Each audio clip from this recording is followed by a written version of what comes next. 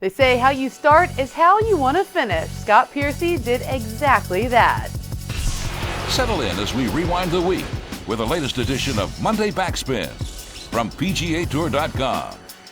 The 2011 Reno Tahoe Open champion entered this week prepared to defend his title in Reno following the RBC Canadian Open, but instead he'll be making his first appearance in an elite World Golf Championships event. When we take a look back at how the week began for 33-year-old Scott Piercy, that invitation had his name written all over it. The week began with Piercy carding the course record at Hamilton Golf and Country Club with an 8 under 62, including 2 eagles and 5 birdies in his first round. On Friday, the Las Vegas resident continued to roll thanks in part to lift speed in place that was in effect due to rain that was in the area for the majority of the week, as he maintained a share of the lead for the first time in his career after 36 holes. It was more of the same on Saturday when, for the second day in a row, Piercy carded a 3 under 67, but dropped out of the final grouping, sitting in the penultimate group heading into Sunday. Consistency was the name of the game for Piercy all week, and the final day in Ancaster, Canada was no exception, as he carded a 3rd consecutive round of 3 under 67 to get to 17 under par, which would be good enough for his 2nd career victory. He won Canada's national championship by just 1 stroke over William McGirt and Robert Garrigus. With this win, a lot of good things are happening for Piercy, including receiving an invitation to the Bridgestone Invitational. This is the first opportunity the veteran has had to play in this elite tournament.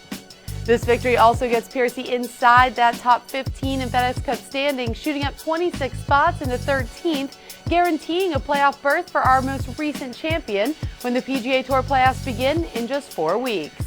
Leading the way, though, is still Tiger Woods, with Zach Johnson, Jason Duffner, Hunter Mahan, and Bubba Watson rounding out the top 5. With McGirt's runner-up finish, he is now safely inside the top 125, going from 118th to 61st, while Robert Garrigus improved from 32nd to 19th. Now for more on another trophy that was on display in the Great White North this week, let's start out with Tom Wormy of SiriusXM PGA Tour Radio. When I look back at the 2012 RBC Canadian Open, I'll remember the tremendous buzz about Ernie Els being a part of the event, and how he brought the claret jug with him after his huge win in the Open Championship, and how the jug went on display here at the clubhouse for all the fans of Canada to see. Even though Ernie didn't make the cut, they were so appreciative of him being a part of their event. In fact, the fans supported all of the golfers who teed it up in this year's tournament, played for just the 5th time ever here at Hamilton Golf and Country Club.